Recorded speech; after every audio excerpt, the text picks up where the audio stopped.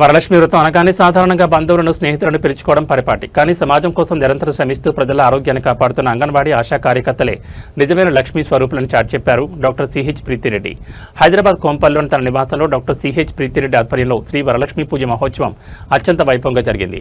మేడ్చల్ నియోజకవర్గ వ్యాప్తంగా ఉన్న వివిధ ప్రాథమిక ఆరోగ్య కేంద్రాల నుంచి విచ్చేసిన దాదాపు 500 మందికి పైగా అంగన్వాడీ మరియు ఆశా కార్యకర్తలు ఈ కార్యక్రమంలో పాల్గొని పూజలు నిర్వహించారు.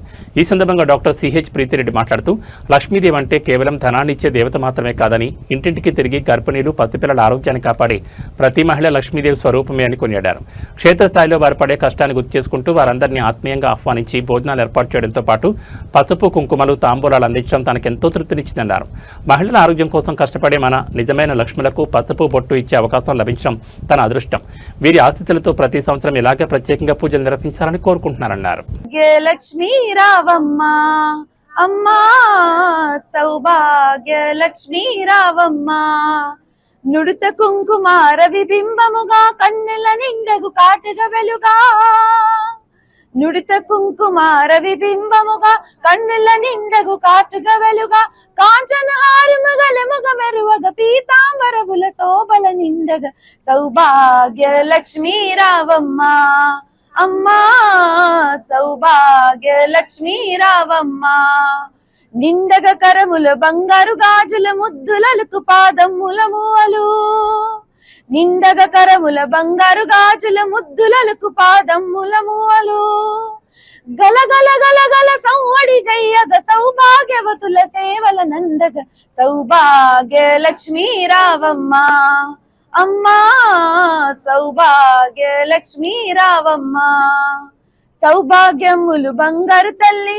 పురందర విఠల పట్టపురాణి సౌభాగ్యములు బంగారు తల్లి పురందర విఠల పట్టపురాణి మన కోసం కష్టపడేటోళ్ళకి ఇవ్వాలి. మీరేం లేనోళ్ళు కాదు. మీరు కూడా మంచిగా నిండగానే ఉండరు, ఇంకా నిండగా ఉండాలని నేను ఆశిస్తున్నాను. మీరు ఆశా వర్కర్స్ కానీ ఇప్పుడు సాయంత్రం 5 గంటల తర్వాత మా అంగన్వాడీ వర్కర్స్ మహిళలు కూడా వస్తున్నారు. మీరందరూ ఎంత కష్టపడుతారు నాకు తెలుసు. నేను ఒక డాక్టర్ ఉన్నా కాబట్టి. కానీ ఎప్పుడు కూడా మిమ్మల్ని 1-to-1 మాట్లాడడానికి మనకి ఎప్పుడు సందర్భం రాలేదు. కానీ ఇట్లాంటి రోజులో మన మహిళలకి మనం కలవాలి.